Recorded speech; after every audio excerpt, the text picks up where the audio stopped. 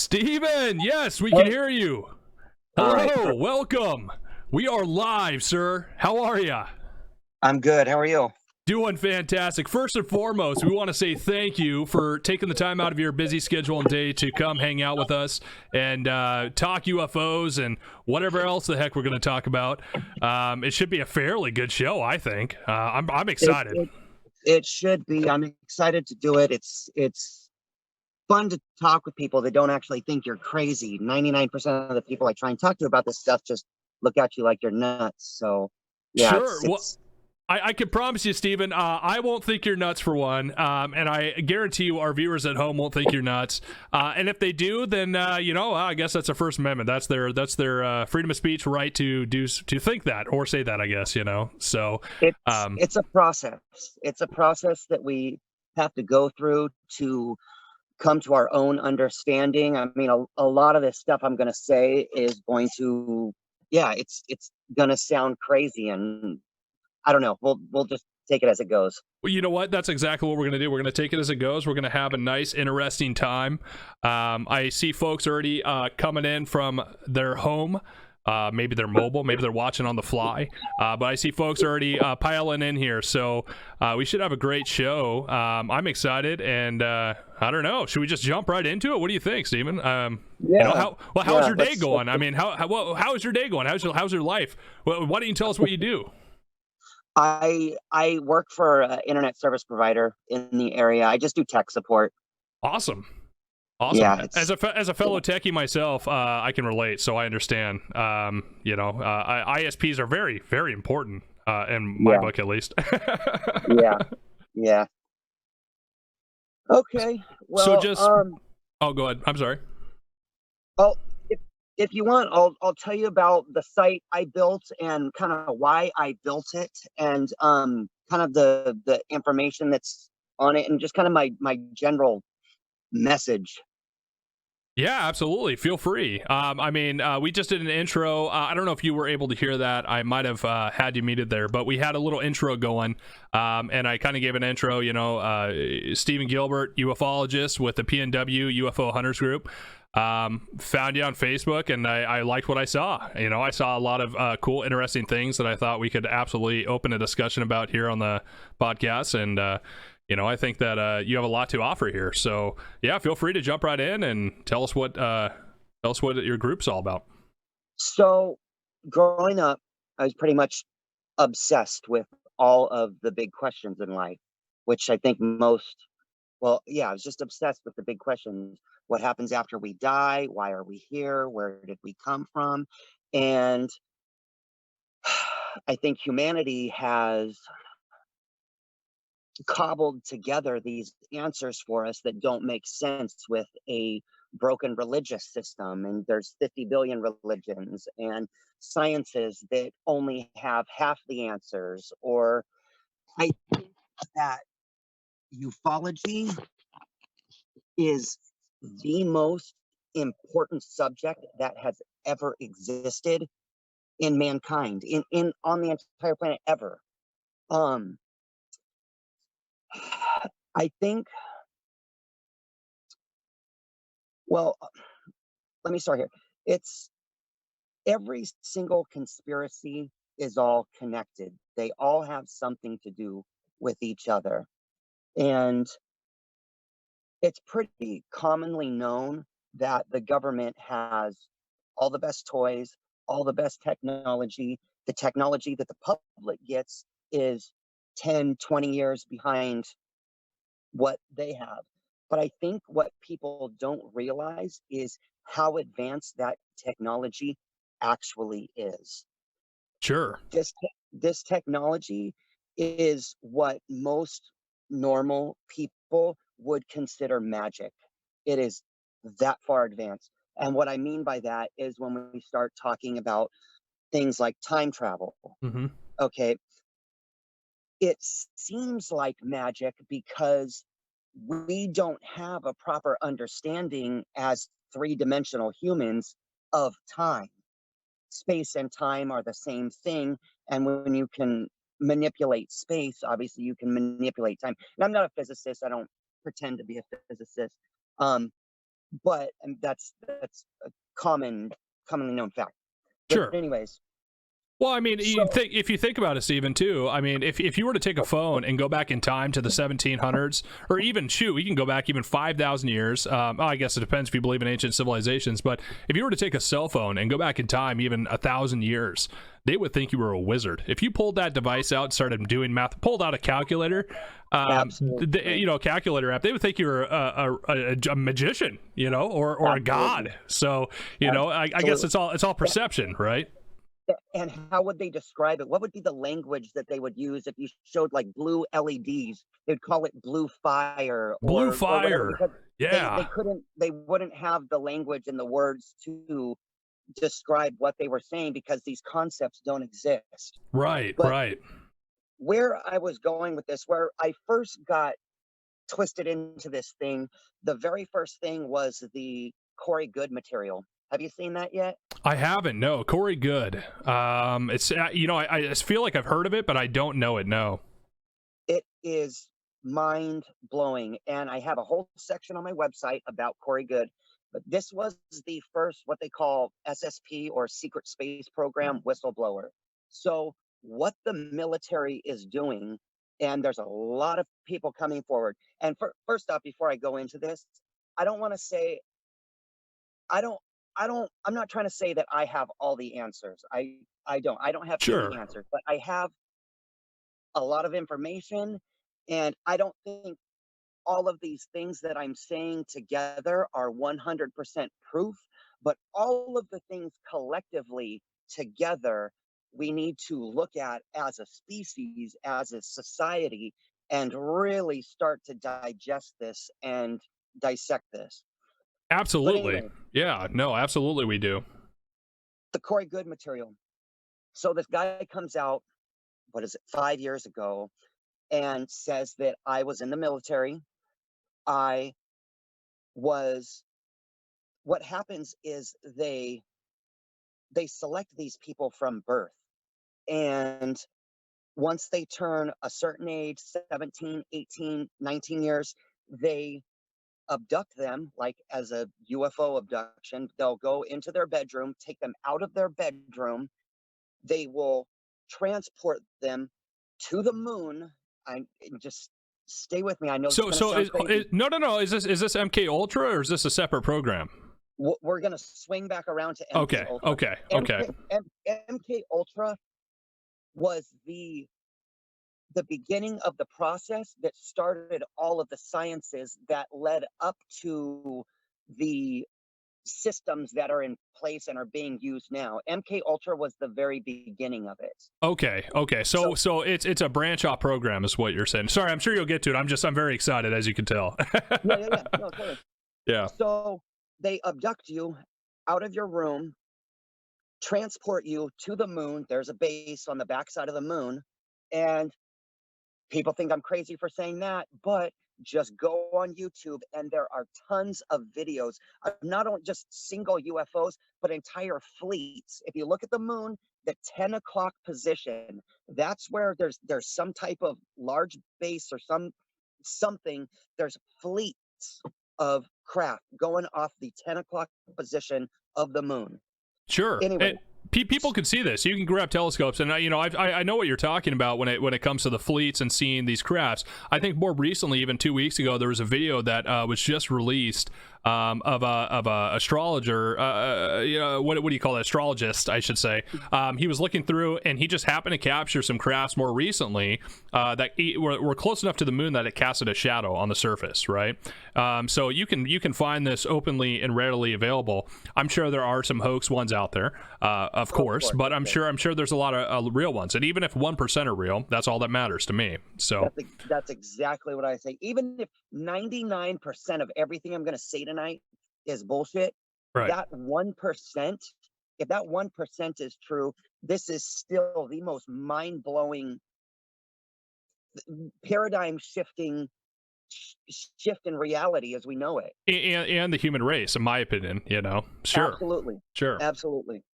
So anyways, what they're doing, they will abduct you out of your bedroom, put you into the military. You serve for 20 years in the military. at the end of your service, they can take your consciousness out of your body, print out if they abducted you at 17 years old, they print out a 17-year-old version of your body, put your consciousness into the 17-year-old body, and then time travel you back to the point of when they abducted you. Whoa. Okay. Okay. And I know how crazy this sounds, but there are a ton of people coming forward right now that are saying that this has happened to them. So, Sure.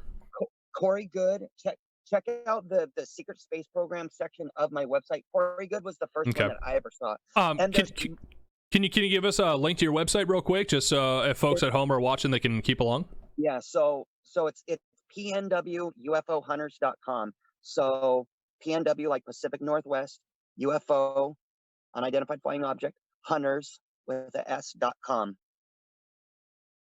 Perfect. Awesome.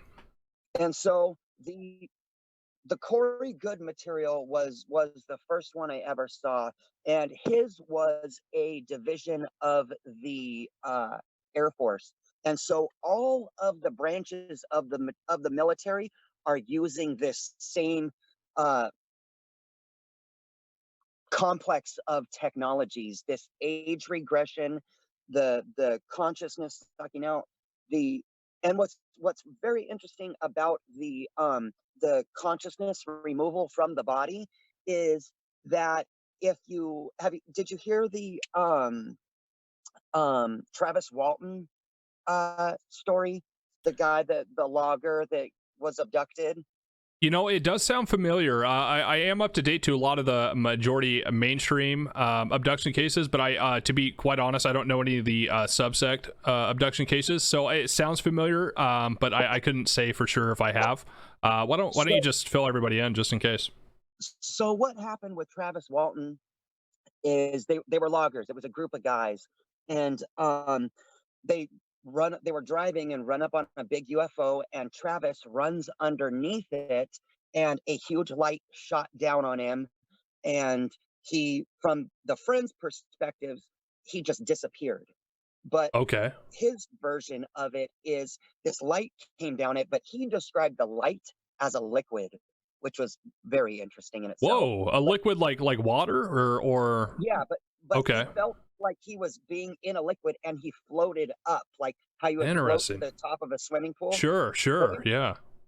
But anyways, where I was going with that is when he was on the craft, what he described is he was put on a table, they do a test on your eye, and they figure out which eye is your dominant eye.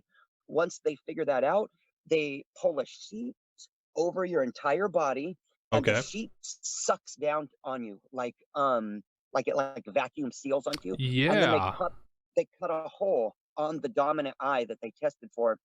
Then a machine with a big needle comes down from the ceiling, and it goes pop in your tear duct and goes into the back of your head. And they all describe this. Multiple abduction cases have this same like progression of events, same tools, same everything. They say their consciousness is sucked out of through the needle. Holy crap. Okay, so it's interesting. Okay, extremely interesting. Okay, yeah. And so my theory on this, I think it has something to do with the pineal gland, because the pineal gland is it's, in my opinion, it's the physiological organ in your brain responsible for spirituality. Spirituality now, because our science isn't that developed, spirituality now is thought of as like a magical woo-woo type of thing, but there's undiscovered sciences and surgeries, and there's more to spirituality than we currently know about. But anyway, I think the pineal gland is responsible for a large portion of human spirituality. Okay. Well, Dr. Stephen Greer would agree with you on that, by the way. Yes. Yeah. he's amazing guy. Yeah. Did you see the Unacknowledged movie? I did. I actually saw it more recently. So I saw it, I would say maybe a month ago. And then I actually just saw, I don't know if you've seen his more recent one, Close Encounters of the Fifth Kind, that just came out a few weeks ago. I just watched that one, yeah. That was incredible. You know, I was actually a little bit taken back on that one. I didn't know how to view it or how to kind of take it. I just don't know. I just kind of took as much information in. I haven't formulated an opinion. I'm going to let that one digest a little bit longer before I formulate any opinions on it. Yeah, I think it's good information to take in. I don't necessarily agree with all of Stephen Greer's opinions on Sure. extraterrestrials. I think he comes at it from a very naive standpoint. He thinks all aliens are good, and it's not like that. When you really study the abduction cases, when you read the books by Dr. John Mack, was Yes. a phenomenal author. Bud Hopkins, phenomenal author. Whitley Strieber, phenomenal author. Well, even the guy who what is his name? Dr. Oh shoot, I can't remember, on Project Blue Book. Hynek, Dr. Hynek. Yeah, Alan Hynek. Yeah, Alan Hynek. His some of his encounters as well, right? Yeah. Yeah. Very very interesting. Where was I going with that? We were talking about Corey Good. Oh, sorry about that. Yeah, no, the pineal gland. After they are able to suck up through your tear duct, they're able to suck out your consciousness. Yeah, suck your consciousness. And your pineal gland, it's what is responsible for this. They say that when you die, your brain releases dimethyltryptamine, and you can make DMT. That's what people call it. Sure. You can make DMT and take DMT exogenously. It's the drug that is in ayahuasca. Yes. And my opinion is, when we're taking these chemicals, we are forcing these portals, these metaphysical portals, open. Why? Because why are people taking these drugs and then having interactions with entities and coming back with like equations and stuff? And there's something to that. Sure there is. And I mean, these entities are all the same, so everyone is coming back and they're seeing the same entities, correct? When they're on their DMT trip, a lot of the people are seeing the same things. Everything seems to be correlated. The elves, the mechanical elves are one. Everyone seems to see these mechanical elves in a I guess a futuristic style world almost, right? And since your body does naturally produce DMT, just like you said, upon death, this is this is created in many different animals and plants, and to be able to extract it from a plant, which we can't actually get in the details to on this podcast, but being able to extract it and ingest it instead of taking ayahuasca, which would actually give you a lot longer of a experience, a 24-hour to 48-hour experience where you would experience a lot of vomiting and a lot of good and bad effects. When you just ingest DMT, generally it's inhaled in a smoke form. When you smoke DMT, I guess you would say. So it creates a very shorter 10 to 15, sometimes 20-minute experience that's a lot shorter, and it doesn't have those negative effects for the people at home are wondering what DMT is. And a lot of times DMT comes from plants generally, so just for the folks at home so they understand. Yeah, I think another big difference with ayahuasca and DMT is the vomiting, but a lot of when you talk to the people in the Amazon, that vomiting and that purging is part of the medicine. It's part of the experience. You're purging the negativity and whatever you're trying to, when you're doing it as a medicine, that is, you're purging that bad energy from your life and rebirthing yourself, essentially. Sure, yeah. But yeah, after the Corey Good thing, I ran into the Randy Cramer material, which is also mind blowing. Randy Cramer, same thing, but his story is he was part of the Marine Corps, and he was actually green lighted. According to him, he was green lighted by the Marine Corps to start disclosing to the public what is going on. There's two guys that have been green lighted by the military, and it's Emory Smith and Randy Cramer. And so Randy Cramer's story is also very, very interesting. He was portaled out from his bedroom at 17 years old, but he claims to be designed genetically as what they refer to as a super soldier. He Okay. was genetically designed in a lab from birth, the genetic code written out, and that code implanted into an embryo, and that embryo implanted into his mom. His mom gives birth 9 years later, and they start abducting him routinely as a child and as a young adult, and training him in the night using this same time travel technology where they'll take you for all night or a couple days and then time travel you back to your bedroom, and then you wake up in the morning and you're like, oh, that was a crazy dream. It was But just all a anyway, dream, huh? yeah, but Okay. they have a mind erase technology too, which was a product of MK Ultra.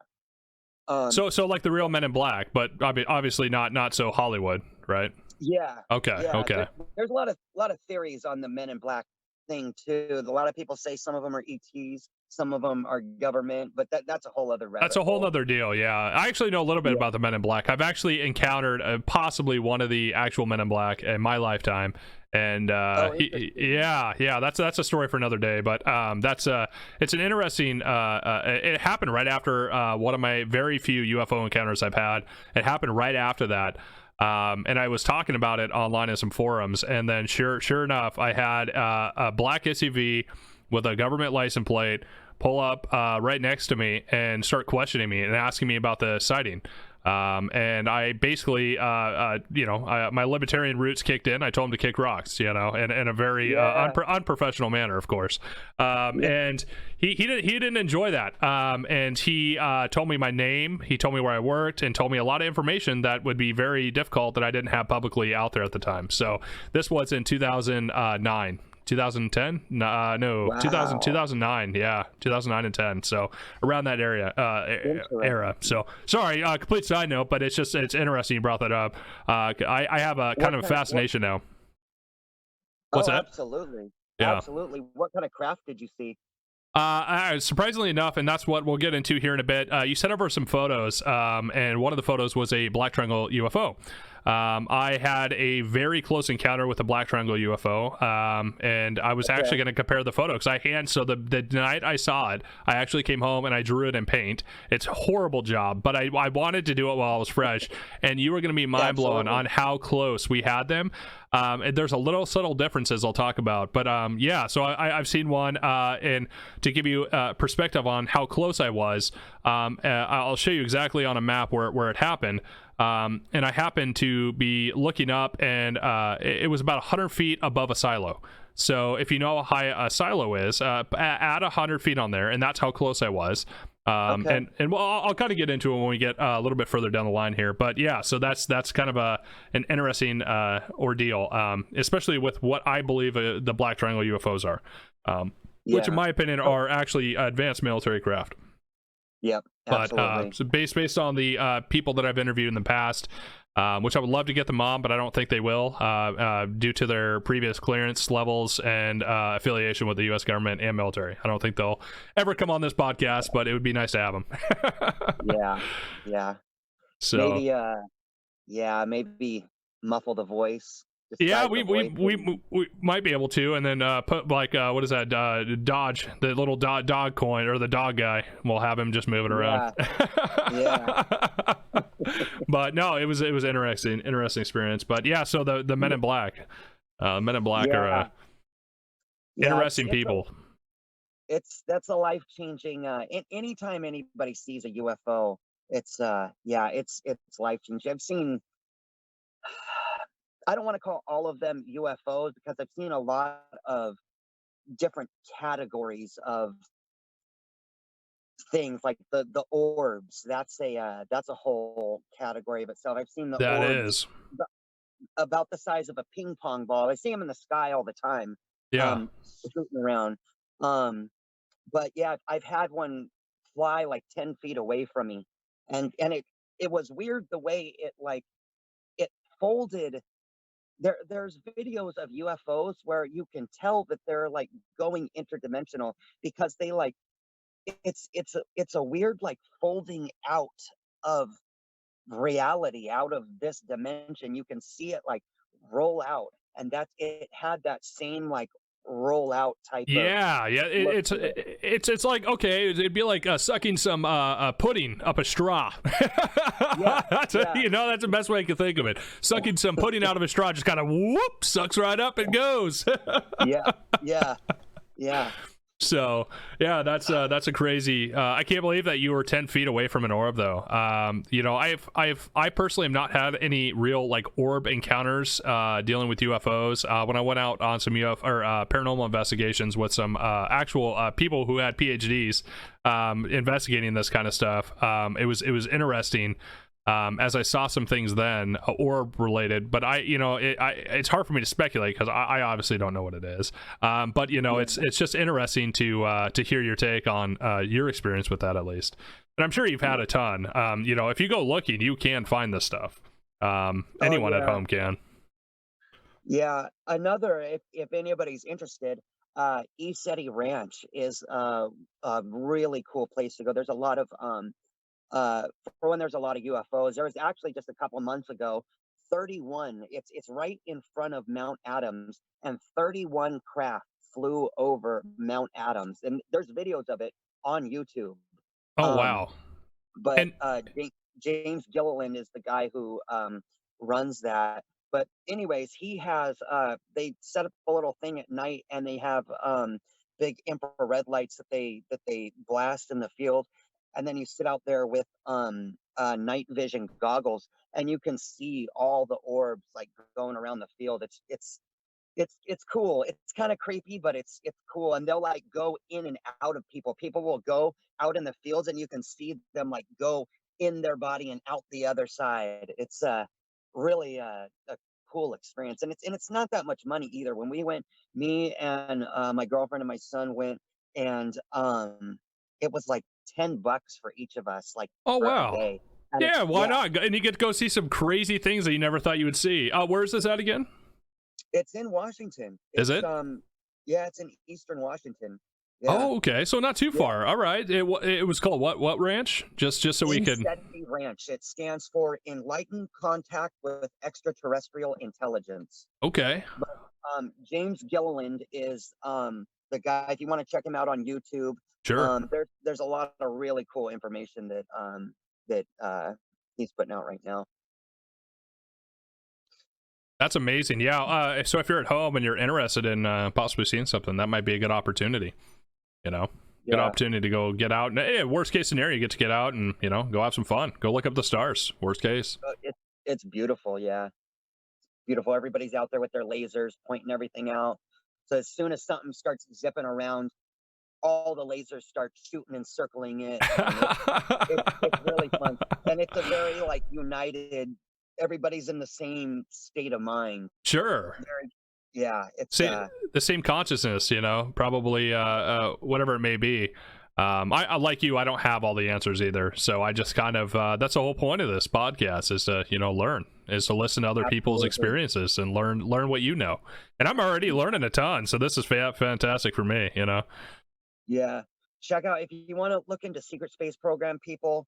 Check out. I made a little cheat sheet for myself, but yeah, Corey Good, um, Tony Rodriguez, Mark Richards. Mark Richards is extremely interesting. He was somebody that actually got framed for a murder, like allegedly, that's the story at least, was framed for a murder to keep him out of public because he was going to be a whistleblower, and Oh wow. somebody else got convicted for the murder that he was convicted for after he was in prison, and they still didn't let him go. Really, Wow. really interesting story. But he talks a lot about the what they refer to as the raptor beings, which a lot of people talk about like reptilians, and but it's like a subspecies of reptilian, which is like a velociraptor. Uh, just they Just like a evolved from. dinosaur, like a velociraptor dinosaur. Okay. Well, I for Yeah, one but don't want to run into one of those. I'm good. I'm not a fan for one of dinosaurs, let alone dinosaurs that can speak or whatever it may be.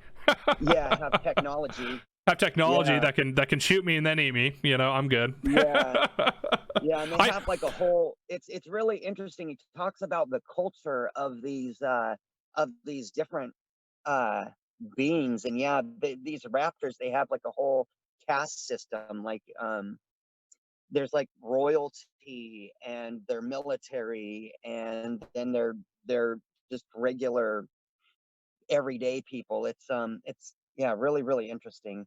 But yeah, not a lot of people can wrap their head around the concept that, like, how people evolved from monkeys. mm-hmm. Everything that you can think that life can evolve from, it has. The Sure. universe is huge there. And how monkeys stood upright and started walking on two legs, that is the that that's the efficient way for a body to evolve, is to walk upright. Really? So And being bipedal, just being yeah, able to walk exactly. on two legs. Okay. Exactly. That's all the there are reptiles that walk upright. There are insects, like you hear people talk about the praying mantis beings, and Sure. and there's stories of down by the uh it's in, where is it? The well, it's in the United States. There's a tribe down there, but they talk about the ant people. Have you heard? Yeah, I Yeah, have heard of that. But so and what you're saying is if life all over the universe that we know about to date is bipedal and they're able to walk around on two legs, that means there's some type of I don't know, I don't want to say system, but some type of I know in nature just kind of takes over and wants to push all these creatures into a bipedal state. So anything with what intelligence, I would say, is bipedal then at that point. I mean, does that leave room? I don't know. That's just a lot to think about, I guess. A lot to digest because there's yeah, so many well, and that possibility. What's that? yeah, there well, yeah, and that's three-dimensional life. Then we Sure. start talking about all the other types of life. We call it life, but Yeah. what is really living? Is the planet living? Is the ocean living? Sure. Is Yeah, it's yeah, our perspective is extremely limited Mm, living on a planet like this. And again, that's why this podcast is so important. It's sure. we have to start changing the way people think, and getting people ready, because disclosure is happening. And that's another thing. This Everybody's like, when's disclosure going to happen? And I do think that there will be a big event, that something big is coming, but disclosure has already started. Sure. It's it it's already happening. I mean, And the U.S. Navy released video again for the second time. They declassified videos of pilots chasing down UFOs that they don't know what they are. Whether they're advanced Russian technology. I'm doubtful of that, but I mean, it is a possibility. I don't want to close all doors on it, but I I think those are military craft. That's my you opinion. think so? You think they're like Russian or Chinese military craft? I think it could even be US. And Even U.S. think Okay, the I think the whole thing was planned, because they just so happen to be right next to the big Nimitz ship.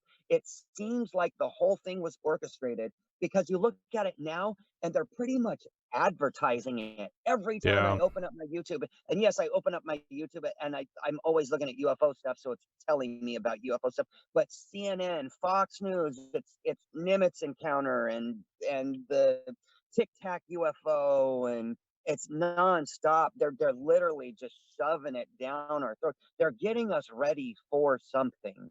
okay. I don't, So because when has the military ever just advertised and given away UFO secrets for free. Oh man, they Never. spend billions of dollars to cover up a lot of it, from my understanding, in Project Blue Book. I mean, and how many other projects did they not declassify that didn't get leaked?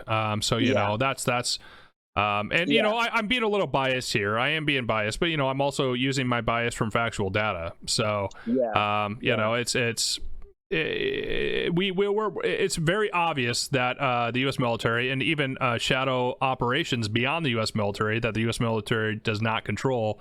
For example, Boeing Black, or what was that? Lockheed Skunk Works, or Black Skunk Works. I mean, that's been shown time and time again that black budget operations have kind of taken over in the background. You know, so Speaking of that, if you should check out the Emory Smith material, that's another. He's the Air Force whistleblower. He talked about how all the Lockheed Skunk Works and all those military contractors, how the military is keeping, because all the UFO stuff, that's like 35 levels of classification above the president. right. So how are they keeping that information from the president and from the rest of the government? They're using private contractors like Lockheed Skunk Works, and they're hiding their technology that they're reverse engineering in these underground bases. So Lockheed Skunk Works is the legal corporation, and the military is essentially the owners and the contractors of the location, and they're doing it on the military basis, but they're developing this technology and weaponizing it against us together. So are they doing it through these companies because they're able to, as a private entity or a private a corporation, they're able to not share the material classified, or they can classify material, not share it with anybody? Is that what it is? That's exactly what it is. Okay. That makes a lot more sense. And that's probably the smartest way to do it, is just to open up a bunch of subsidiary companies, classify them, and then just say, hey, it's none of your business, right? I mean, the U.S. military can't come through. I mean, we have supposedly, I mean, we're supposed to have constitutional laws to stop that, but, you know, which they could, I guess, lean on if they need to, right? Well, and then you start looking at all the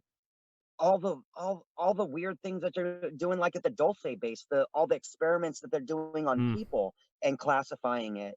It's all the hybridization programs, and they're hybridizing all these, just making different types of beings and people. There's research the Dulce base. That's a really weird rabbit hole to go into. So real quick to touch on that. I mean, we people may say to what you're saying that, hey, that's BS. People aren't going to experiment on people in the United States or you know, on U.S. soil. It's crazy. But then you got to think about this, right?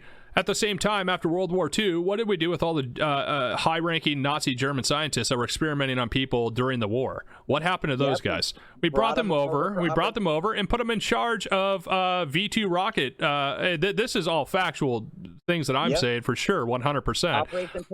Operation Paperclip. We brought over these high-ranking German Nazi scientists, specifically ones that worked on V2 rocket technology, and we put them in charge of government military operational programs, in which they were locked away at different military bases, and they were forced to, well, I don't know if they were forced. I don't know what their motivation was, but they were experimenting without oversight. They had zero oversight from the U.S. military government once they were set up. So what was to stop them from experimenting on U.S. people at that point in time, after they've done it for 20 years and under German regime? So, you know, just to point out, because I know folks are going to say, hey, listen, like, there's no possible way that's not going to happen. Well, it has, and that's been proven multiple times. There's multiple through the Freedom of Information Act. You can also see that the U.S. military specifically was testing different type of chemical warfare technologies on local small towns here in America, specifically the Midwest. I'm not going to give away exactly what it is, because I really don't know if that's out there yet or not, but there definitely is some documentation to back that up as well. Well, so, and the fluoride, they got the fluoride from that whole procedure. They got the fluoride from the Nazis, and then they started doing it to the people here. And Right. fluoride, what it does, yeah, it's toxic to your liver, but what it really does, why they really want you to do it, is that fluoride calcifies your pineal gland. And if you look at MRIs of Oh. people that have drinking lots of fluoride, that there's a bony lump in the middle of their brain, and it keeps you from growing spiritually. As a your pineal gland is your connection to the universe. It's responsible for like your remote viewing capabilities or your astral projection. It's a huge part of being alive, So being why do you think that they would want to calcify the pineal gland just to keep you spiritually locked down? Well, let me ask you what you think the point is of that, I guess. to zombify you, make you complacent, and make you easy to control. Okay. Somebody that is it lobotomizes you spiritually. If we are awake spiritually and we're aware of what's going on around us, I am very aware of what is going on around me. And that's why I'm doing stuff like this and talking the way that I'm talking, Sure. because things need to change. And if people wake up and start realizing what's going on, they got a big problem. People say, like you're saying earlier, people say, "Oh no, there's no way that could happen on American soil." It is, and they're using that same mindset of "there's no way it could happen," and they're weaponizing that against us. Hmm. Okay. I mean, I obviously to keep you spiritually down, but I'm just trying to figure out and understand why. I guess that's always been my big question is why, right?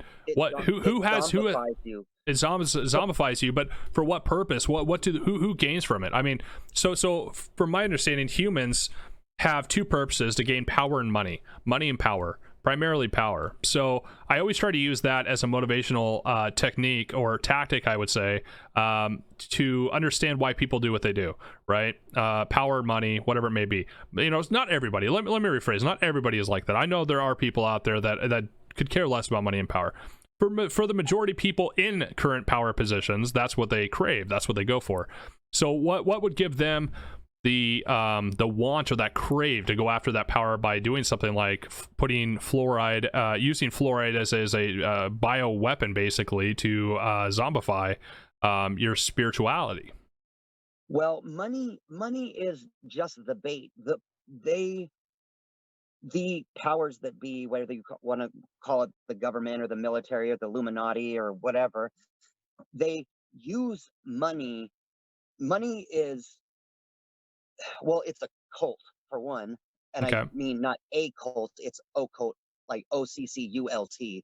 Why are there occult symbols on our dollar bills? Why is there African pyramids on our money? Why are there languages that have nothing to do with our country? Money is magic, and magic is misunderstood. Like, magic isn't what people think it is. Um, why do they want to keep people zombified? Because they want you to go to work, Mm-hmm. come home, watch TV, go to bed, wake up, drink coffee, drink caffeine, go to work, come Okay. home, watch TV, get programmed, and do that over and over and over and die. To basically enslave, and I mean, you have to have a workforce. You see it in Money, all right work. You need a workforce to money enslave is them. slavery. Perfect. There's Yeah. we have to look at what money actually is, and money is slavery. There is no way for money to exist without there being slavery. Yeah. When you have 99% or whatever it is, 95, 93% of the wealth owned by 1% of the population, it's such a disproportionate. It's hunger and poorness should not exist. Poverty should not exist whatsoever. And there are so many better ways of running a planet than money. And how do I know that? Because I know how it works on other planets. And that is another reason why they don't want us to know everything that we're talking about. Yeah. So real quick, something just stood out to me when you say you know how it works on other planets. Do you want to dive into that, or do you, is that going to come along here in a Yeah. bit? I mean, I'm very curious on what you meant by that, Yeah, civilization wise. yeah, we can absolutely talk about it. So there's there, we have gone to other planets.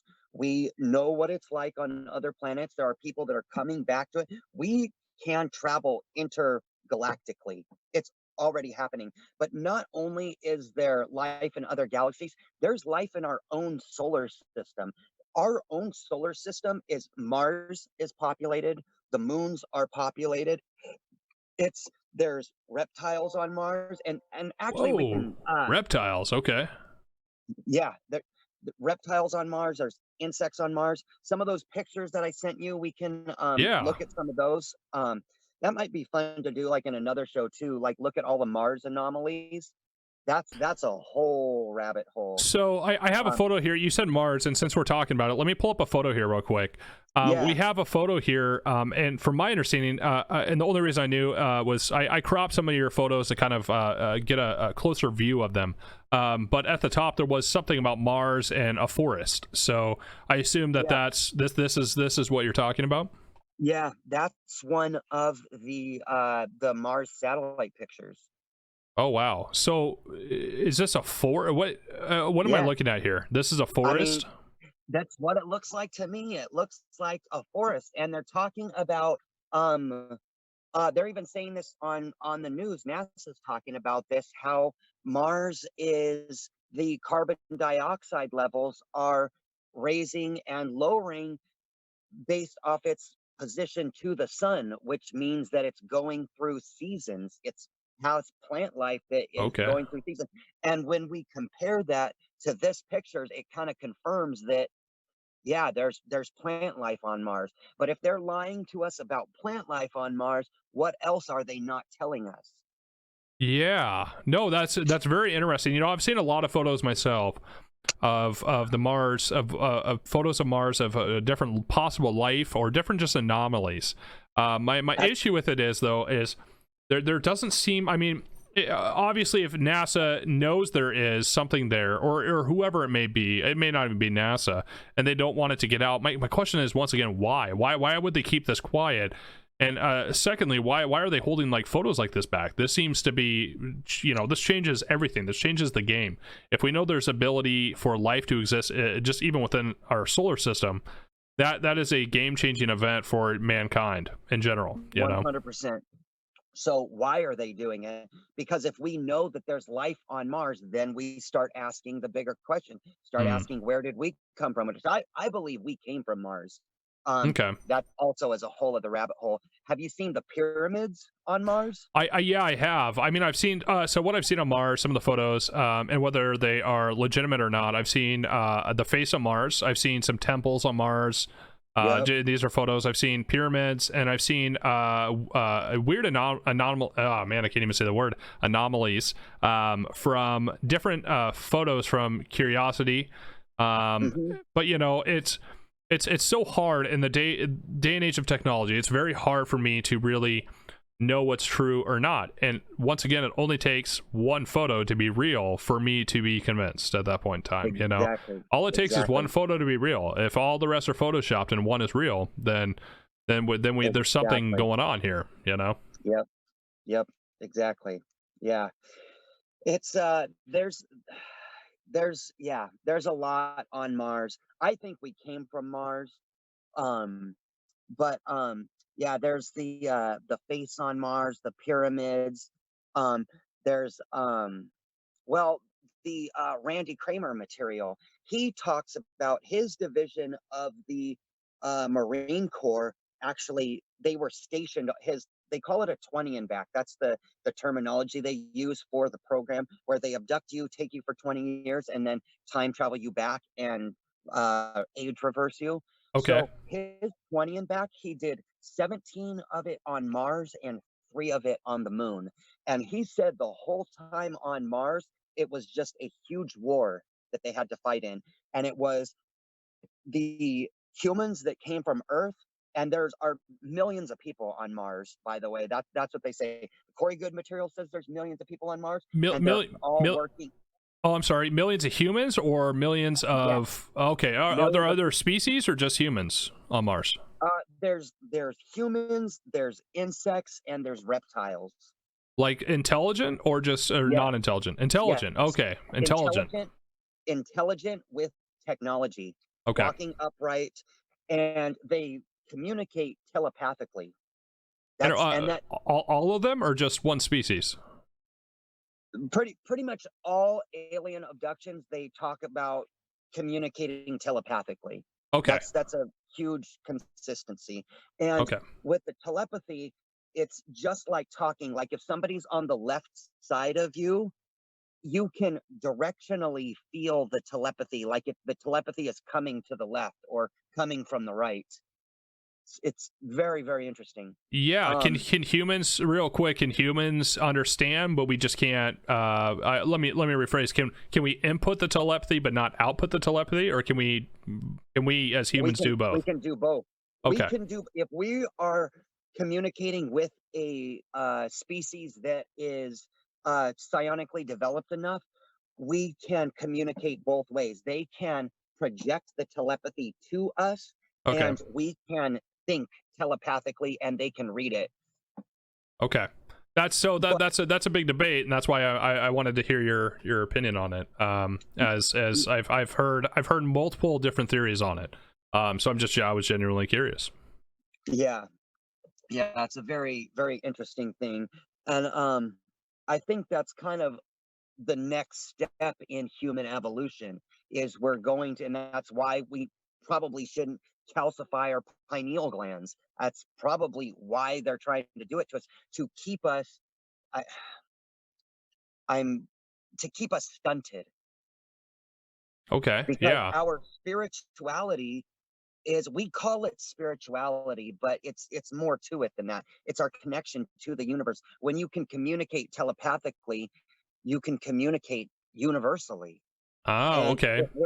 if we're shut off from the rest of the universe, we can be controlled easier. Mm. That's talked about quite frequently, especially bring him up one more time. Dr. Stephen Greer has that same opinion as well, being able to consciously communicate like a telephone across the universe, Yeah, as a being. So that's an interesting take, and that kind of goes back to a lot of different very early religions of mankind, believing that we have this spirituality in every single person that's connected to the universe, and that's what they're connecting to, is some type of spiritual telephone line through the universe of interconnectivity, I should say. mhm, Right. mhm. So that's just an interesting take you have on it as well. Okay. Yeah, yeah. It's a very interesting. I mean, all of our religions, we'd have some type of either prayer or meditation or some type of conscious communication, whether it be to our God or our prophet or our higher self, or whatever it is. There's some type of, yeah, Something. conscious Yeah, something. communication. Whatever it is, there's something. And Yeah, to be quite frank with you, I've seen and heard of so much about this that I personally believe that there definitely is 100% something to it. To what extent, I really don't know, and to what human extent, I don't know either. But I think there definitely is something to interconnectivity between humans and the universe, somewhere, somehow. yeah, Some people call it a soul, some people call it whatever it may be. But yeah. The yeah, soul, the so consciousness, whatever it is that's whatever it looking is. out your eyes. Sure. So all these species are able to talk telepathically, and so on Mars we have humans, we have insectoids, like praying mantis looking beings, if that's, Praying mantises and ants. and And ants. Okay, I've never heard of and ants before. So yeah, yeah. okay, And the apparently the reptiles can speak English too, like actual English, but their yeah, palate, the roof of their mouth is different, and so the words and the sounds sound different. probably And they snaky, call, right? A little snaky. yeah, yeah. Yeah. Their word for Mars is Galuka. Daluka. Why does that sound Galuka. so familiar? Daluka, Deluka, right? G with a G. Oh, G. Oh, I thought it was Galuka. D. Daluka. Yeah. Okay, with a G. Galuka. Galuka. Yeah. Interesting. Okay. Yeah, that was from the Randy Cramer material. He talks about that a lot. Okay. Also on my website, if you want to check it out. But yeah, So Galuka. we know okay, here's my thing about the reptilians, right? I think that they have gotten a pretty negative rep through shapeshifter theories and different conspiracy theories. I feel like if there is, and I'm not saying there is or isn't, I'm just saying if there is an existence of some type of reptilian race, is that really too far-fetched? I mean, if you think about it, if dinosaurs here on planet Earth, we have proof of that. We know dinosaurs existed here on Earth, unless you don't believe that and you think that's a hoax, and there are people out there who do. But you know, I personally have seen dinosaur bones, so I personally believe that dinosaurs did exist on planet Earth. And you know, is it too far-fetched to think that if asteroids didn't hit this planet and wipe out their entire race of them, that at some point they wouldn't evolve? I mean, humans clearly have evolved at some point. So we probably would have been reptiles if that whatever happened 65 billion years ago hadn't happened. Yeah, we would have been reptiles. So I mean, there's obviously something to it, right? I mean, if it happened here, if my theory is this, is if it happened on planet Earth, it can happen elsewhere, right? I don't think we're some type of anomaly. I don't think we're special. I don't think we're an anomaly. I mean, I'm very science-based, though. I like to stick to science. Me too. So, you know, if you don't know, there's more sands, there's more pebbles, or what do I say, grains of sand. There's not more grains of sand. There's more livable Earth-like planets in the universe than there are grains of sands on planet Earth. That's what I'm trying to say. Trying to communicate. Obviously, I'm not speaking very well tonight, but you know what I'm saying, right? So, well, and if you look how life, you'd see a weed sprouting up out of the middle of a sidewalk, like that in itself is mind-blowing. That life is just like jutting out wherever it can. I was talking to this woman not too long ago who had her tubes tied, and I guess this happens, but when women get their tubes tied, their tubes will like reroute themselves so that they can restart pushing the eggs to the ovaries or fallopian tubes or wherever they go. But that in itself is so mind-blowing too, that life will overcome that obstacle just so it can keep like pushing itself forward. It's beautiful. Sure, it is amazing. You know, I actually, it's funny you mentioned that. I just saw synchronicity right now. I just looked out my window this afternoon and I saw my garden, and I just got done weeding 2 weeks ago, and I planted a bunch of corn, got a bunch of crops going. With this whole coronavirus thing, I thought it might be best this summer to have a wonderful big garden. And you know, I got rid of all these weeds in my garden, and I walk up to my window and I look out, and what do I see? I see all these weeds are already back after 2 weeks. I'm like, you know, I thoroughly weeded. You know, I wasn't some like half-ass weedy. It was thoroughly done. So you're right. Life does find a way. It really does. And we can see that across the board. Being able to grow plants in space on the International Space Station, life finds a way. It's very interesting to realize that. The tardigrades on the outside of the International Space Station. Have you heard about that one yet? Yeah, supposedly there's some type of I call it space seaweed, right? Space seaweed is growing on the side of the space station. Vacuum. In the vacuum of space. Yeah. There's stuff growing. Spores. Yeah. And spores. Mushrooms. Yeah. They can So travel through a vacuum. So what kind of space shrooms are we talking here? I mean, can we pick these things off and eat them up, or what?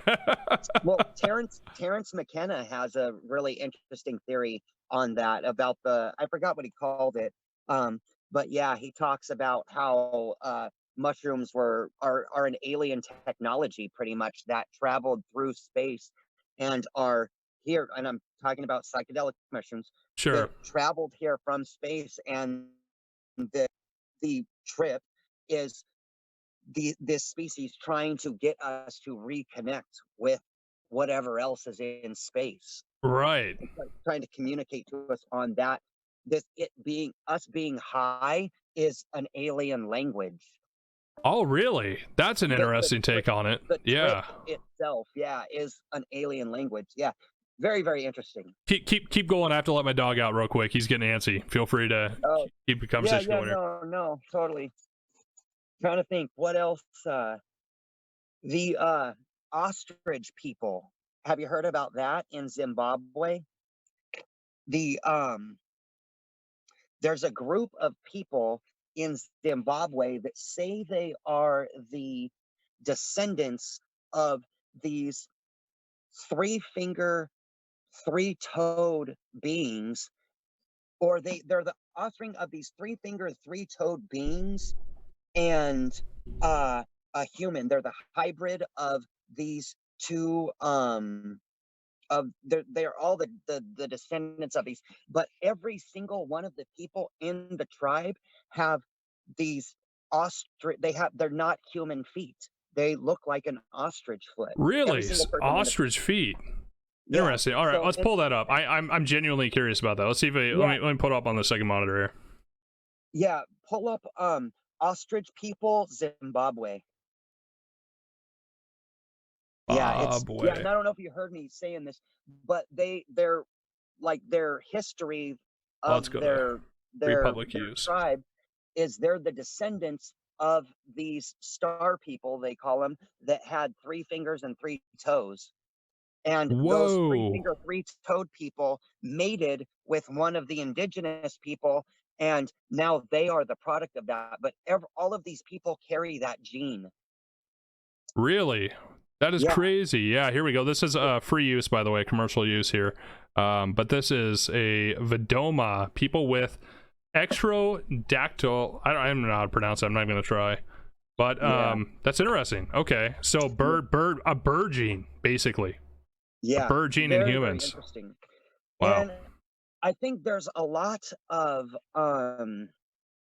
information in Africa that is not looked at by the rest of the world that really needs to be examined. Credo Matwa is he's the Zulu historian, and he carries the history of pretty much civilization as we know it. And Yeah. he talks about what I think are the Anunnaki or something like that. These reptile beings that they say are still alive and live in the earth. But Yeah, we're talking I middle think of Earth, right? Between the crust and the core. yeah, The reptilian beings. Okay. Yep. yeah. Yep. And yeah, I have a section on my website about Credo Matwa, but that is a amazing, amazing testimony from that guy. But they're not supposed to actually share that information with white people, but he like just did for whatever reason. But he's like the official historian of the Zulu nation, and they talk about being genetically made by star people, and Wow. it's yeah, it's very, very fascinating. um but yeah, check out Cradle Matwa. Very very interesting. Sure. Yeah. Okay. So we got totally, absolutely sidetracked. Let's get back to Mars and the Yeah, life within our planet. Somebody wanted me to ask about the obelisks on some of the moons as well. So maybe we can incorporate some of that as well. Some of the obelisks that are seen on some of the yeah. photos in the So moons. what I've heard about the moon and the obelisks is there is a lot of destroyed domes and obelisks and architecture left on the moon. There was a huge war, and now the moon is like a you cannot fight there because there's multiple different species and there's bases and stuff. The Germans suppose that this is the story, and I do believe this. But the Germans went to the moon in the 50s, Hmm. and they went there before us. And when we got there, that's why everybody thinks the moon landing was fake, because once we got there, the Germans were already there, and they took our footage, and we had to pretend pretty much that we went there and there was nothing there.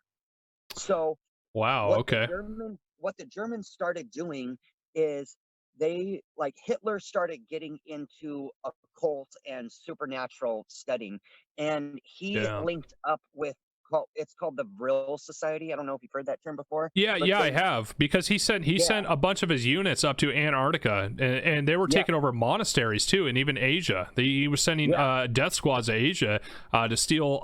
He was looking for the chalice. What is that? The cup of the life, the Holy Grail. chalice, Holy Grail, and the Yeah, spear of life. I remember you searching yeah, for that, and this is all documented. Yeah. the Ark of the Covenant. Ark in the Yeah, Covenant, yeah, sure. It's he yeah, definitely was. He was interested. I didn't know specifically he was involved with the Vril. Could you tell us a yeah. little bit about the Vril? Just a quick So synopsis. yeah, so what the Brill Society was, they were good natured. They but what they started doing is they were in communication with off-world beings telepathically, and Hitler linked up with them, and he started using this psychic named Maria Orsic, Orsich, I believe, Maria Orsic. Um, but anyways, Maria Orsic started downloading blueprints for anti-gravity craft. And so she started sketching out the plans and the science and the materials and everything, how to build anti-gravity craft. And Hitler took these blueprints and started building them. That's what the whole Nazi army was about. They started building these craft and eventually went to the moon and set up a base on the moon. And there was already a base on the moon, and they split the the part of a lease, or I guess is what you would call it. They split a lease with another reptile species Hmm. in exchange for letting them farm the technology down in Antarctica. The that's why the Nazis went down to Antarctica, was to unearth the technology that's buried in the ice there, and they did, and it's there's yeah, that's a whole So rabbit hole too. the Nazis lease part of the base on the moon from the reptilian From the species, Draco, from the Draco. Okay. And they let the Draco mine into Antarctica, or yes. yeah. Okay. So they Okay. gave them, I can't remember what it was, but they gave them like the first however many years of excavations there, and then the Nazis got everything after that, as I believe the arrangements. I can research that a little bit more, the specifics of it, but Okay. yeah, there was a specified amount that they were allowed to, that the Draco was allowed to take from Antarctica, and Okay. they were setting up bases with the Draco in Antarctica, and they were Okay. developing these technologies and reverse engineering, because this was technology that even the Draco didn't have, and obviously that the Nazis didn't have. Right. So But so they're on the moon, and so in the 50s, right? So they're on the moon, and then they decided to branch out from there. So they received this technology. They received anti-gravity technology. They quickly advanced, and they were able to create advanced craft to travel throughout our internally, just in our solar system. yeah, Right. so they Okay. went to the moon first and then to Mars. They went to the moon and saw that there were bases already set up, and they started building their own, and there's a base there that's in the shape of a swastika. Oh And wow. and then the United States military came in and started building, when they brought the corporations in, and the corporations had all the money, and they started building off of the swastika base. What, And the so that, U.S. built off the swastika? That's yeah, so insanity. Okay. it doesn't really look like a swastika anymore. So there's Sure. pictures of it, like computer generated pictures. It Sure. doesn't really look like a swastika anymore. There's a lot to it, but the original part of it is, yeah, it's a swastika. Wow. And Okay. there's also supposedly another Pentagon. They used the same plans of the Pentagon on the United States on the moon. Well, isn't that just cheeky? Not Yeah. only that, but it's a little cheeky that that they would right after supposedly wiping out the Nazi regime during World War II, to only partner with them later on the moon. That's Yeah. interesting Well, move. that's the thing with these wars. They're all funded by but you have the same people funding both sides. It's the war isn't what people really think it is. And Sure. that's the whole thing with everything in the government. They're not telling us the real story of anything. This whole COVID thing is a Yeah. great example of that. What's going on is not what is on the news. And Well, I'm not saying I do know what it is, but there's a sure. lot. Yeah, there's a lot more going on than just I think we spent an hour of the last podcast last Sunday, and we just kind of broke it down. We really dove into it. And, we try to come up with the bad actors and the reason why these bad actors do what they do. And we came up with a couple of conclusions on it, but until there's further evidence, and what's really funny is we came up with a conclusion that 100% it came from the Wuhan lab, and then sure enough, a week later, that it's now being released that yes, indeed, it did come from there. So it's interesting how we went on a full scale rant about it, I guess you would say. and, So. and you know what else is coming from the Wuhan lab supposedly is the adrenochrome. Have you heard that yet? I've heard of it, and I remember reading about it a long time ago. But if you were to tell me to give you an answer now, I couldn't give you one. So yeah, what they're doing is this adrenochrome. It's a drug, and what they do is they have slaves, and they like to use children when they do this. This is like part of the Illuminati religion. They will torture slave children and then kill them and then drain their blood, and then they take the adrenalized blood and Mm-hmm. they spin it down. They spin the adrenochrome out of it, and they ingest it like a drug. Wow. And Okay. it has, I guess, like all these anti-aging properties. It supposedly is the reason why everyone in Hollywood looks so young. Ooh, well then send some my way, please. Yeah. I'm done aging, man. I'm done. This getting old business is terrible. So I'm ready to be done getting old here. Yeah, it's a and that's a whole other rabbit hole too, but it's supposedly is a lot of people think it's the real reason that this coronavirus thing is happening is because they're actually trying to shut down adrenochrome farms. Ah, okay. Yeah, I think I did hear something about that, and also I heard something about celebrity cloning at one point as well, and how they were intertwined. So that's an yeah, interesting rabbit hole as well. So yeah. okay, so what happened after this moon base was?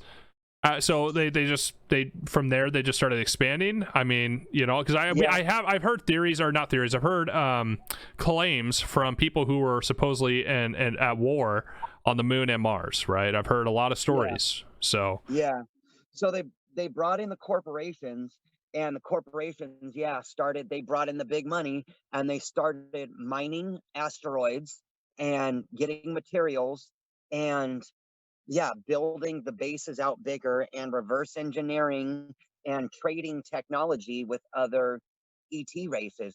We did that on Mars, and then I'm sorry, we did that on the moon first, and then eventually went to Mars, and we started again mining on Mars and trading technology and setting up camps essentially on Mars. There's an atmosphere on Mars. You can breathe and walk on it. It's cold.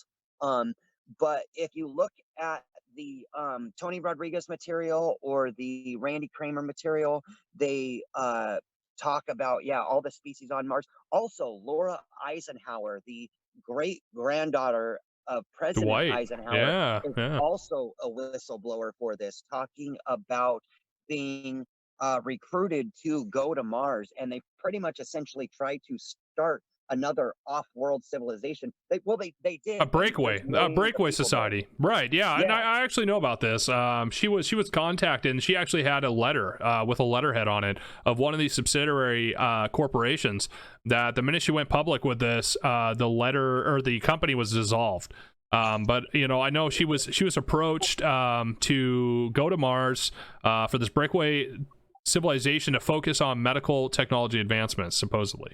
So yeah. It's interesting though, because you see a lot of these bloodlines cropping back up, and the same people are being asked to participate in a lot of these different projects or programs, right? Yeah, exactly. It's it's very interesting. When you wrap back to the Corey Good material, they talk about how everybody there is pretty much a slave. They shipped the people off. This was like the big brain drain in the 70s. They got all of the smartest, brightest minds in the 70s and promised them that they were going to go live off planet and live in a paradise and a futuristic Star Trek society. And then they got there and they're pretty much just slaves. Oof. And they have been trying to well, that's a whole reason why people want to do disclosure, so that people can wake up to what's going on and these people don't have to live like that. Yeah. I mean, if that 100% is the case, I would not want to go to Mars at that point.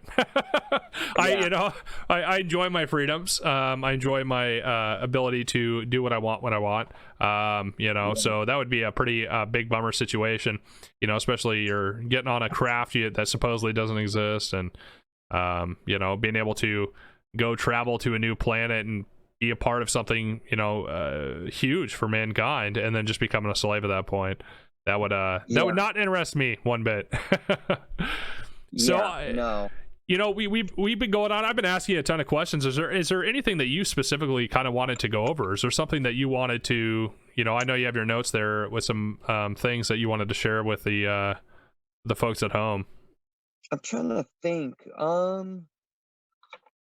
What else is some documentaries I think that we should recommend that are really insightful: Above Majestic, Cosmic Secret, Extraordinary. The Seeding was awesome. That was about the whole hybridization program. That was the documentary done by Richard Dolan. Five Sky, that was the Travis Walton one. Area 51 and Flying Saucers, that was the Bob Lazar one. Serious and Unacknowledged, those were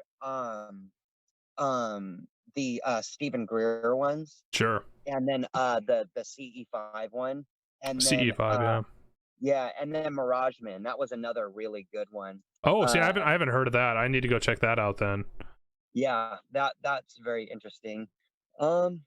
Well, here, real quick, there's something I was hoping to steal or talk to you about real quick, and it's these black triangle UFOs. Okay, I know we're not going to be able to get to everything we wanted to get to tonight, and you know what? Maybe we'll have to do another one. Maybe we'll have to have a part 2 to this, because there's totally a lot of stuff here that I'm almost in overload mode right now, because you are a wealth of knowledge. You're literally a fountain of knowledge.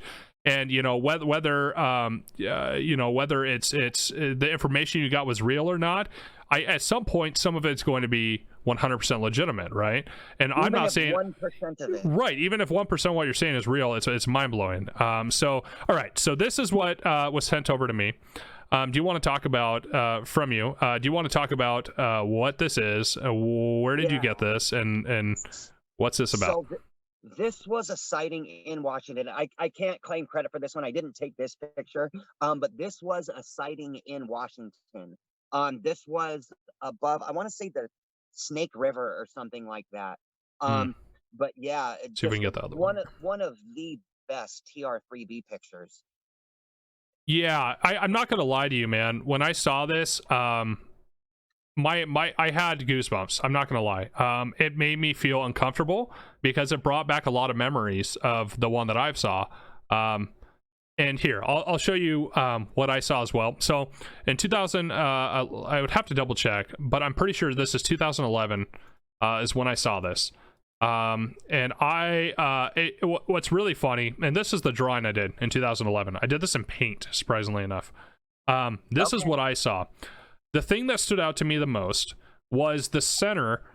It was the dome in the middle. There, I specifically remember seeing this glass dome, but inside the dome there was a glowing light. But I 100% could tell there was a glass dome.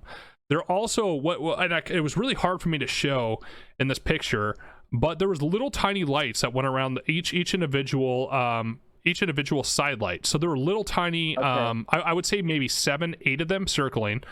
And one of the other major features that stood out to me was the thickness of the craft, the height of it from the bottom and top. When I saw it coming at me, it was like level with the ground, but you can clearly see that there was height to it. And within this height, I don't know if we can I don't know if we can see if I put it in there, but there was like not necessarily windows, but there was some weird ridge, like it almost looked like a window, but it was like weird ridges on it, right? And so I tried to show the thickness and what I saw, and this was pretty much the angle that I saw. It was like this when it came and went right above me and kept going. The weird thing is there was no sound, there was nothing. Nothing. However, when it got about, because I watched it until I lost sight of it, and I'll show you exactly where I saw this. This was right at the Canadian border off of 8th Street. I saw it just sitting here off of a field, and I actually, surprisingly, this used to be an area where after this sighting I had, I was 100% sober. I hadn't consumed any alcohol, any drugs. I was driving down the road to my buddy's house to consume alcohol at that point in time. I was a little bit younger and a little bit wild. And I saw this. So I pulled over. It was about 9 o'clock at night. I think it was maybe 8:45. It was already dark. During summertime, maybe it was 9. It was dark at that point. And I saw this thing coming over me, and I said, what the heck is this? I pulled over the side of the road, saw it, and started instantly trying to take photos. Every photo I had was completely black. So not a single photo I got, for some unknown reason, it did not show. So but after that I used to hang out here. I used to have border patrol agents come hang out with me. At first they questioned me, like I was almost brought in for questioning. They're like, what are you doing? You're standing here near the border with cameras. This is not okay. Once they realized what I was doing and they saw I was out there frequently after that, they started bringing me coffee, and they were really cool. And they actually, some of them started opening up. They would not go on record, but I had story after story from some of these guys. And it is incredible because stories? Oh yeah, tons of them. The problem is they'll see these things on radar coming across the border. They'll send helicopters out. They can't find it. They'll see them on radar and cannot find it. And they'll have the oh man, it's a whole ordeal, right? So because they're cloaked. Right, but sometimes you can see them. So when I saw this, what I was going to say was, when it got about 500, I don't know, 5 football fields, maybe 500 yards away from me, all of a sudden it started producing a helicopter noise, like a sound of a helicopter. I've heard that. Whoop, whoop, whoop, whoop, whoop, whoop, whoop, whoop, whoop. And I'm like, what is this? Because it's not a helicopter. There's no rotors. I didn't see anything. The only thing, it was just like, what's really weird is, you know, when you watch 4K videos on a 4K TV and it has that weird like movement, like a very steady, almost like perfect movement. That's what it looked like when I saw it, right? Perfect. And you know, after interviewing a couple of people that ran security for high clearance military areas, I'm now convinced that it is United States technology, military, or black operation technology. So I do not think this is extraterrestrial. I do think it is human. But it's so strange that when I saw this, the only difference from what you sent me here on this photo was the one that I saw didn't have any like weird ridges or bumps sticking out of the side. You know, I do remember there was a couple of indents, like I can see a couple of indents here, but I for the sighting that I saw had no bumps, but it did have these lights, and I'm wondering if we zoom in, if this one doesn't. Okay, so the one that I saw had little tiny lights around the individual one, and then it had this dome. I remember this dome. That's what got me to feel uneasy, was this dome. So yeah, sorry, go ahead, feel free. Sorry, I totally cut you off, but about this photo. No, I totally know what you're talking about with the dome. Tom DeLonge actually released a video of exactly what you're talking about. That one of those, it's called a TR3B. Yes. And it has the dome in it, and it flares up green. It like powers up and then just disappears. And this is a lot about what Bob Lazar talks about. It's some type of the propulsion system. It like opens some type of portal or space time or whatever, and it bends space time to its next location. It's Wow. Okay. yeah, really really interesting. But yeah, check out the well, just Astra TR3B, and Yeah. you'll find one with that dome. There's a couple of really good So videos. so what's crazy though about the Astra TR3B is, specifically I talked to one gentleman. He's older. He's in his 80s now, but he remembers being on certain bases, and I want to be very careful because I don't want to get him in trouble. But when he was guarding them, when he was there, it was he saw a TR3A, is what it was classified as originally, the very first one, and then they moved to the B. He told me this was in 1978 to 1982. He was stationed there for 4 years. And I said, that's normal though, because when I talk to other military professionals, they say being based somewhere that long is not normal. He said, well, it wasn't normal. Whatever he was doing was not normal in the first place. I said, okay, makes sense. But what is interesting to me, if that existed in what did I say? It was 1978 to 1982. I'm trying to remember exact dates here. If he remembers a TR3B back then what do we have 40 years later? That's my question, right? What are we sitting on now? So, go ahead. TR3B, we saw one. It's probably, my son actually caught it, and it was about 6 months ago. So what it looked like, it was V-shaped. So it had like it was a triangle, but it had like a wedge out of it. And it didn't, like, normally you would think of a triangular craft flying with the point facing forward, and it'd be flying like a normal airplane would. This did not fly like this. So this flied like, imagine, just for the sake of visualization, imagine you were in zero gravity and you had a Dorito, like if you're on the ISS, and you set the Dorito up and you flicked its corner and it just tumbled in zero gravity. That's what it did above my house. It tumbled across the sky. And then I just stood there. I saw it. My son saw it. My son was actually the first one. My girlfriend and my father-in-law saw it. And it flew over us. And then about 5 minutes later, another plane flew over and sprayed a fat chemtrail. I don't know if the two things were related, but it was interesting. That is very interesting. I'm very curious on what that could be at this point. Okay, well, that's mind-blowing. I know we have limited time with you, and we need to wrap it up here. However, is there any last remarks? Or let me ask you this: is there any way somebody can get in contact with you if they've have some UFO problems or some ET problems? Is there a way somebody can get in contact with you? Yeah. So you can just email me, Stephen G at PNW UFO Hunters.com. Obviously check out my website, PNW UFO Hunters.com. Also add me on Facebook and on Twitter. I don't respond to the Twitter as much, but if you find me on Facebook, I'm pretty good about maintaining that account, or just email me too. And if you're watching on YouTube, we'll have it in the description below, so no stress on that. But is there any last remarks or anything you want to say to everybody, for before we go, I guess? Is there anything that you would recommend to mankind or anybody listening at home? Just be open-minded. Just be open-minded. And just keep looking up. Keep looking up. I'm proud to say I have quite a few hours looking up at the stars with night vision, thermal, and just recording equipment. So I'm right there with you.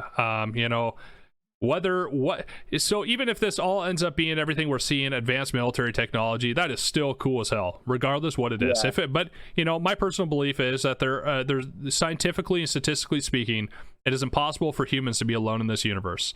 So in my opinion, there are 100% multiple different creatures, races, whatever it may be, interdimensional beings.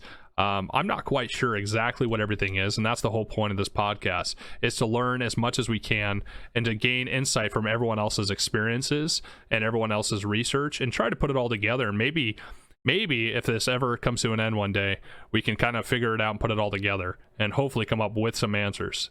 So, let's get some hype in the chat for Mr. Stephen Gilbert with PNW UFO Hunters, and let's give a big round of applause and thank you to you, sir. Hopefully, we can have you on again. We'd love to have you. You are a wealth and fountain of knowledge. Yeah, it'd be great, man. So, thank you so much, and we really appreciate your time. And we'll end it off here. I'm gonna give a couple last remarks, but thank you, sir, and have a wonderful evening. You too. Thank you very much. Cheers. Awesome. Bye-bye. So from there, folks, we're just going to end it off. I appreciate you taking the time to come and hang out and enjoy yourself. Hopefully you learn something new. I mean, there's a lot of information. There's a lot of things that I found interesting that I didn't know about that I'm going to have to go look up and check out. So this should be an interesting journey, this Unworldly Encounters podcast. I'm enjoying myself already, and I can't wait to see what the next week's guest has to say as well. Thank you so much again. If you've never been here before, we like to end things off very specifically. Stay happy, stay healthy. You do you, and be you. Be happy. Don't let this coronavirus thing get you down. Hopefully we'll be looking back at this video years from now and just be laughing at the coronavirus. That's it. Let's end this thing off. What do you guys think? Is it a good show? I thought so. All right, let's do it. See you next Sunday at 7 p.m. Adios.